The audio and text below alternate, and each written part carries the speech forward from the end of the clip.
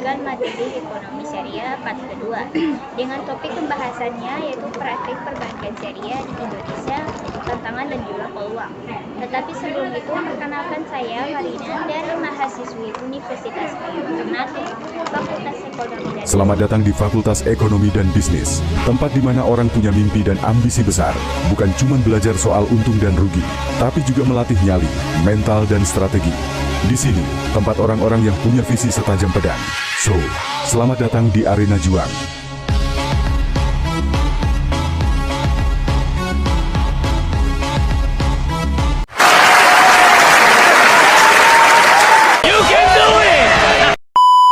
Prodi Akuntansi semester 3 kelas 3B dengan NPM 0227241144.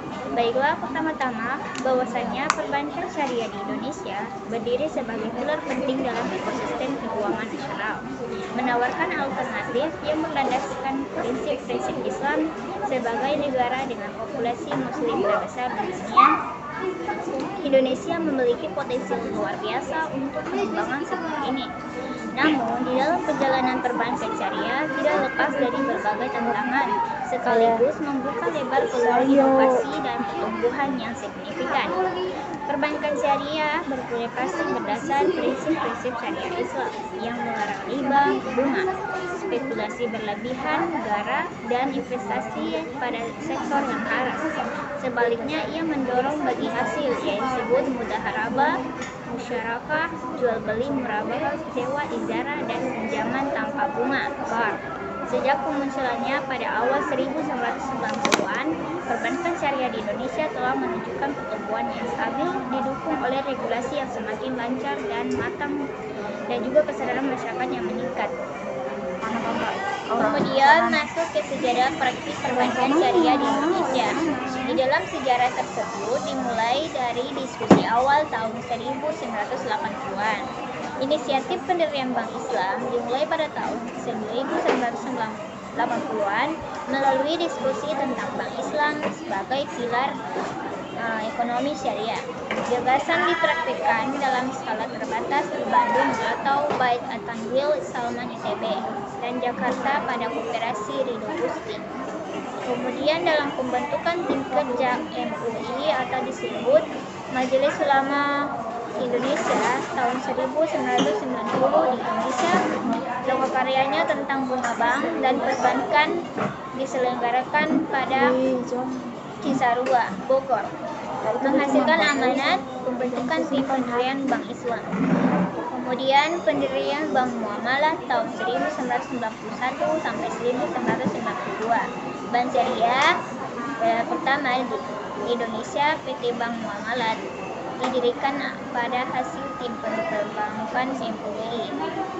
Kemudian pendirian tersebut ditandatangani pada November 1991 dan mulai beroperasi pada 1 Mei 1992 dengan Zainul Bahar Noor sebagai direktur utama.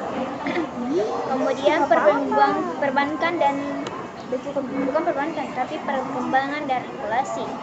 Pada Undang-Undang Nomor 7 Tahun 1992, pemerintah merespon perkembangan awal perbankan syariah dengan mengesahkan Undang-Undang Nomor 7 Tahun 1992 tentang perbankan. Kemudian krisis moneter 1997 sampai 1998, Bank Muamalah berhasil melewati krisis moneter, menunjukkan ketangguhannya. Kemudian Undang-Undang Nomor 10 Tahun 1998, amandemen terhadap Undang-Undang Nomor 7 Tahun 1992 menghasilkan Undang-Undang Nomor 10 Tahun 1998 yang secara eksplisit menetapkan bahwa bank dapat mengoperasikan berdasarkan prinsip syariah. Kemudian Undang-Undang Nomor 23 Tahun 1999, Undang-Undang Nomor 23 Tahun 1999 tentang Bank Indonesia menetapkan bahwa Bank Indonesia dapat melakukan pengendalian moneter berdasarkan prinsip syariah. Bagaimana itu? Kemudian ada Undang-Undang Nomor 21 Tahun 2008, pemerintah mengesahkan Undang-Undang Nomor 21 Tahun 2008 tentang perbankan syariah, memberikan landasan hukum tersendiri bagi bank syariah di Indonesia. Kemudian ada pertumbuhan dan konsolidasi terkini. Di dalam peningkatan jumlah bank syariah, jumlah bank umum syariah BUS saat ini adalah 14, dengan 19 bank umum konvensional yang memiliki unit usaha syariah atau UUS dan 173 bank pembiayaan rakyat syariah atau disebut BPRS. Kemudian ada merger Bank Syariah BUMN 2021, PT Bank Syariah Mandiri, PT BRI Syariah, dan PT BI Syariah melakukan merger menjadi Bank Syariah Indonesia atau BSI yang diresmikan pada 27 Januari 2021. Kemudian target ekonomi syariah, dengan merger ini Indonesia menargetkan menjadi pusat ekonomi dan keuangan syariah di dunia. Di dalam sejarah perbankan syariah di Indonesia menunjukkan perkembangan dari inisiatif sehingga menjadi bagian integritas dari sistem keuangan nasional. Kemudian didukung oleh regulasi yang semakin kuat dan konsolidasi. Selanjutnya mengenai tantangan yang membentuk arah perbankan syariah.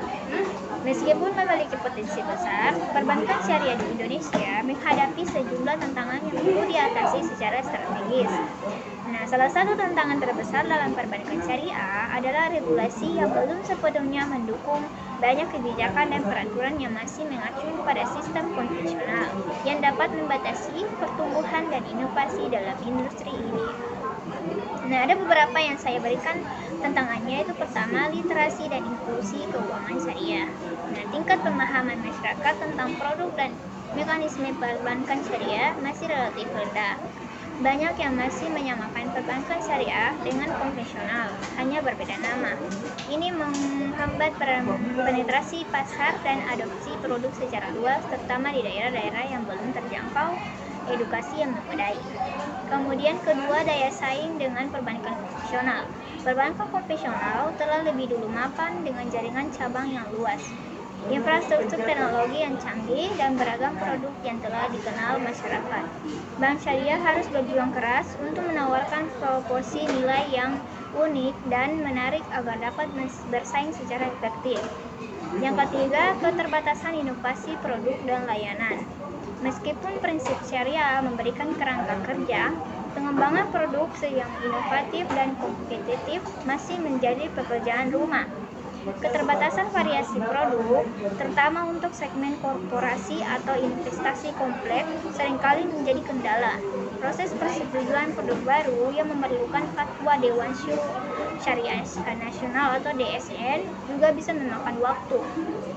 Kemudian 4, kualitas sumber daya manusia. Ketersediaan SDM yang memiliki kompetensi ganda baik dalam ilmu syariah maupun perbankan modern masih terbatas. Nah, kemudian ini berdampak pada kualitas layanan, pengembangan produk dan kepatuhan syariah yang optimal. Yang terakhir, persepsi biaya dan efisiensi. Beberapa nasabah masih beranggapan bahwa biaya layanan perbankan syariah lebih tinggi atau prosesnya lebih rumit. Efisiensi operasional dan optimalisasi teknologi menjadi kunci untuk mengatasi persepsi ini. Kemudian masuk ke peluang emas untuk pertumbuhan dan kontribusi. Di balik tantangan perbankan syariah, di Indonesia memiliki banyak peluang untuk berkembang dan memberikan dampak positif. Pertama, potensi pasar demografi yang besar. Dengan mayoritas penduduk Muslim, Indonesia adalah pasar alami bagi perbankan syariah. Meningkatnya kesadaran beragama dan preferensi untuk transaksi yang halal akan terus mendorong permintaan terhadap produk dan layanan syariah. Yang kedua, ada ekosistem ekonomi syariah yang berkembang saat ini. Pertumbuhan sektor ekonomi syariah lainnya seperti industri halal, makanan, fashion, kosmetik, kemudian pariwisata halal dan keuangan sosial syariah atau wakaf dan zakat menciptakan ekosistem yang saling mendukung. Perbankan syariah dapat berkembang sebagai tulang punggung pembiayaan dan fasilitas transaksi dalam ekonomi bukan ekonomi tapi ekosistem ini. Yang ketiga, ada adopsi teknologi digital yang dimana transportasi digital menawarkan peluang besar bagi perbankan syariah untuk meningkatkan efisiensi, memperluas jangkauan, kemudian menghadirkan inovasi produk atau mobile banking prinsip syariah dan platform digital dapat menjangkau nasabah milenial dan Gen Z yang memerlukan teknologi yang lebih baik. Kemudian yang keempat, dukungan regulasi dan pemerintah Indonesia telah menunjukkan komitmen kuat untuk mengembangkan perbankan syariah melalui berbagai kebijakan dan regulasi yang mendukung. Kemudian pembentukan Komitmen Nasional Ekonomi dan Keuangan Syariah atau KNEKS adalah bukti nyata dukungan ini yang bertujuan untuk mempercepat pengembangan ekonomi dan keuangan syariah nasional. Yang terakhir, instrumen keuangan sosial syariah, yang dimana perbankan syariah memiliki peran unik dalam mengintegrasikan keuangan komersial dengan keuangan sosial syariah seperti zakat, infak, sedekah, dan wakaf. Ini tidak hanya menciptakan nilai ekonomi tetapi juga dampak sosial yang signifikan sejalan dengan tujuan pembangunan berkelanjutan. Maka di dalam kesimpulannya, praktik perbankan syariah di Indonesia berada di persimpangan jalan yang menarik. Dengan mengatasi tantangan literasi, daya saing inovasi produk, dan kualitas SDM, serta memanfaatkan peluang demografi, ekosistem halal, teknologi digital, dan dukungan pemerintah, perbankan syariah dapat tidak hanya tumbuh secara eksponensial, tetapi juga menjadi kekuatan pendorong bagi pembangunan ekonomi yang inklusif, berkelanjutan, dan berlandaskan nilai-nilai etika. Masa depan perbankan syariah di Indonesia tampak cerah dengan potensi untuk menjadi pemain global yang signifikan dalam industri keuangan syariah.